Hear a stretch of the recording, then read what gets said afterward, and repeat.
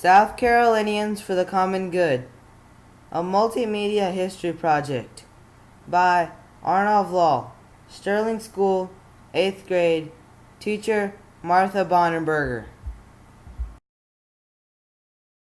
A great leader is one who pulls a community, town, or even a nation out of gloom, doom, and despair.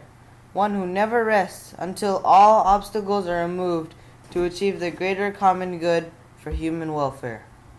Since the dawn of recorded history, humans in different parts of the world have witnessed discrimination in various forms, such as oppression, occupation, bondage, slavery, genocide, and other unimaginable dreadful crimes.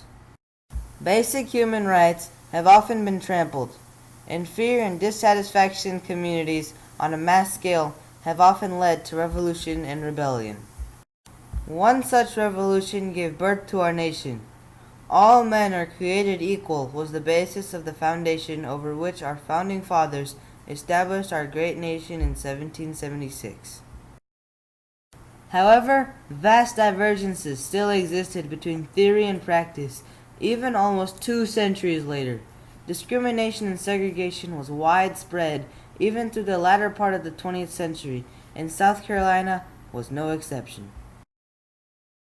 The city of Greenville suffered from the same problems, and there was a desperate need of leaders who could look beyond the problems and come up with an effective solution. One such South Carolinian leader was Max Heller, who completely transformed Greenville and set an example for the nation. In this multimedia essay, I will build the background of the problem and focus on Max Heller's efforts on integration of communities to uplift Greenville from gloom and propel it towards success. Like any other city, Greenville also went through ups and downs. To learn more about its history, let's roll back the clock. The year was 1919, and World War I was over. Greenville emerged from the war as a prosperous, growing community due to its booming textile industry. The boom in textile industry continued through World War II, and the textile mills sprang along the banks of the Reedy River on the west end of the city. Rows of power looms roared at full speed, and students attending high school received on-the-job training to keep them running.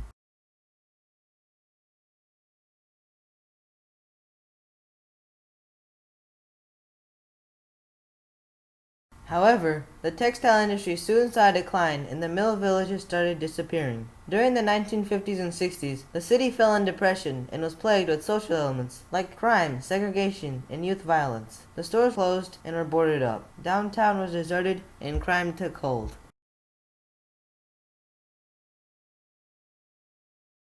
Max Heller, who was born in 1919 in Vienna, Austria, narrowly fled the Nazis and migrated to Greenville in 1938 owing to the sponsorship by Miss Mary Mills. The penniless refugee started working right away in Piedmont Shirt Factory and soon advanced through the ranks to become vice president. He then opened his own shirt company, from which he retired in 1964 and decided to dedicate his life for humanitarian services. He grasped the depth of a problem that Greenville was facing at the time and served 2 terms as a mayor from 1971 to 1979. As a visionary mayor, he sowed the seed of integration and development that greatly benefited Greenville. Before Max Heller even became a mayor, his first goal was to improve substandard housing and make housing affordable for all. He established a youth advisory committee and appointed Knox White to lead it.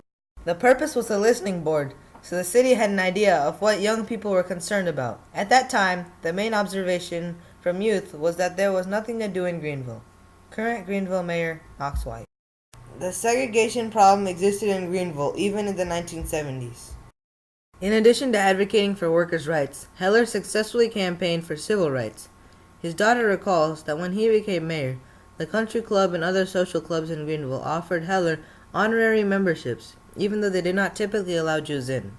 But he would not join unless they opened the clubs up to other Jews, as well as blacks. The Jewish Daily Forward. He led the integration effort in the city government. His integration effort set the example for the nation.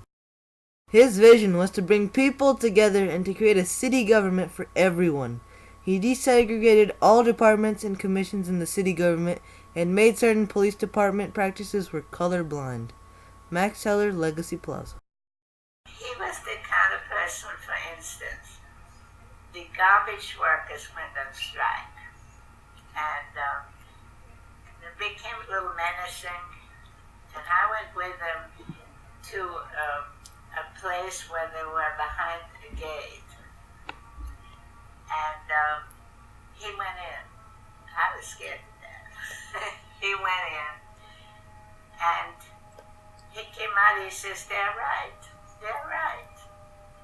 And they wanted uniforms, they wanted more money, and he says they were right. And he fixed it. And the police and the firemen had very little income after they retired. He fixed that. And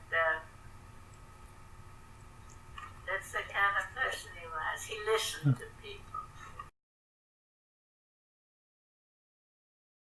But was South Carolina ready to integrate the man who was doing an exemplary job of integrating his own city? No.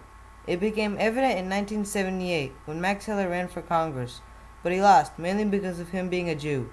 He received threatening letters. However, he was not offended by it. The Democratic candidate for Congress has been pinned with labels by his opponents before, but this comes from another source, the Ku Klux Klan. We must defeat Max Heller, who is the Jew mayor of Greenville, reads the Klan newspaper that circulated recently. If we allow him to become a congressman, it's another nail in America's coffin. Get out and shout against the Antichrist. Greenville, Piedmont, October 29, 1978. It does not hurt me. I have been exposed to this, much worse than this. I have developed a philosophy. There is much more good than there is bad in this world. Max Heller, Greenville, Piedmont. In conclusion, despite oppositions and various obstacles, Max Heller continued to work hard on the integration in Greenville, which set an example for the nation. Moreover, Max Heller's efforts of revitalization of Greenville's downtown not only brought economic growth and jobs into the city, but also beautified its downtown and made it possible to rank among the top 10 cities in the world.